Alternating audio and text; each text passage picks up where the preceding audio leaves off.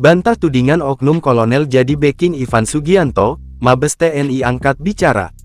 Mabes TNI angkat bicara soal kedekatan Ivan Sugianto, pengusaha Surabaya yang paksa siswa SMA Kristen Gloria II Surabaya sujud dengan seorang perwira TNI. Kepala Pusat Penerangan TNI Maijen Haryanto mengatakan foto viral tersebut diambil pada tanggal 18 September tahun 2024. Dikutip dari Instagram @infokomando.official, Haryanto mengatakan bahwa Ivan dan perwira menengah TNI itu hanya teman biasa dan sudah bersahabat sejak lama.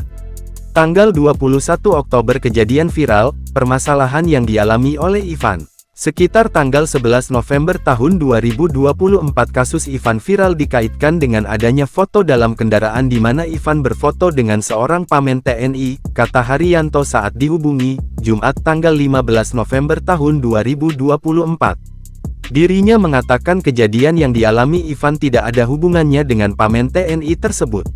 Haryanto menyebut hubungan Ivan dan pamen itu hanya sekadar sahabat, tidak ada hubungan bisnis ataupun backing. Mereka berteman seperti layaknya sahabat biasa dan tidak ada hubungan bisnis apalagi sampai menjadi backing, kata dia. Dalam kasus ini, Ivan sudah ditetapkan sebagai tersangka. Ia diduga sudah melakukan intimidasi dan perundungan ke salah satu siswa SMA Kristen Gloria II Surabaya, berinisial N. Ivan tak terima karena N, diduga sudah bercanda menyebut rambut anak Ivan, yakni L, seperti anjing ras pudel.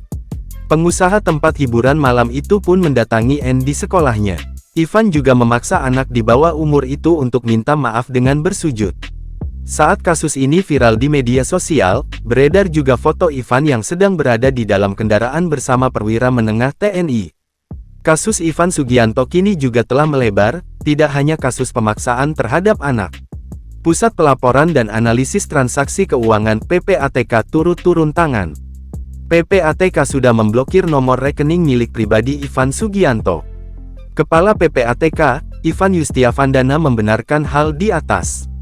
Kepala PPATK menambahkan, pemblokiran juga dilakukan kepada pihak terkait, termasuk rekening milik klub malam, Valhalla Spekta Club Surabaya yang disebut milik Ivan Sugianto.